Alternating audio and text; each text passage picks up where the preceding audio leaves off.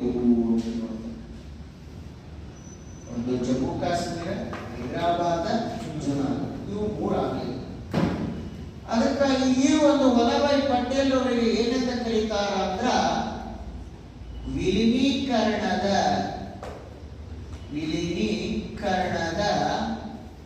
ಶಿಲ್ಪಿ ಅಂತೇಳಿ ಕರೀತಾರ. ಅಂದ್ರೆ ಸಂಸ್ಥಾನದ ವಿಲೀನೀಕರಣದ ಶಿಲ್ಪಿ ಅಂತ ಕರೀತಾರ.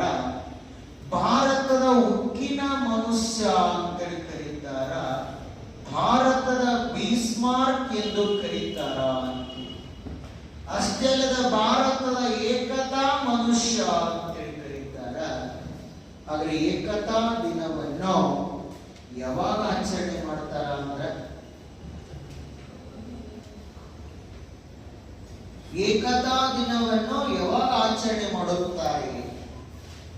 ಅಕ್ಟೋಬರ್ 31ಕ್ಕ.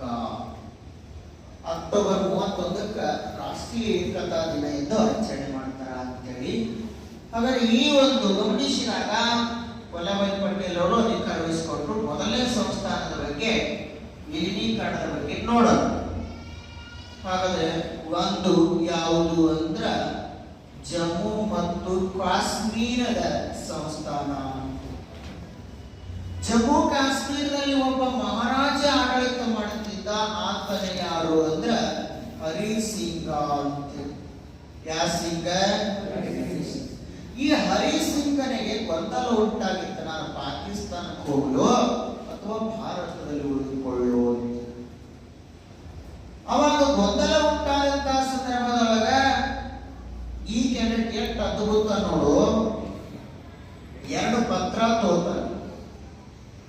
2 ಪತ್ರ ತೆಗೆದುಕೊಂಡು ಸೇಮ್ ಮ್ಯಾಟರ್ ಬರೀತಾನೆ. 2 ಮೂರದಾಗ ಬರೋದು, ಒಂದು ಪಾಕಿಸ್ತಾನಕ್ಕೆ ಕಳಿಸ್ತಾನ, ಇನ್ನೊಂದು ಭಾರತಕ್ಕೆ ಕೊಟ್ಟು ಕಳಿಸ್ತಾನೆ.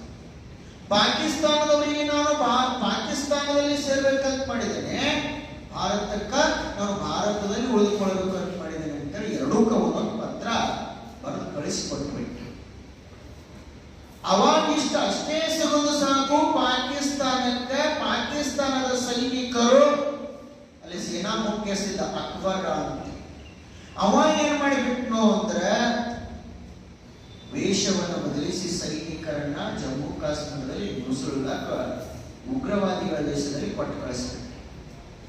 ಅವಾಗ ಜಮ್ಮು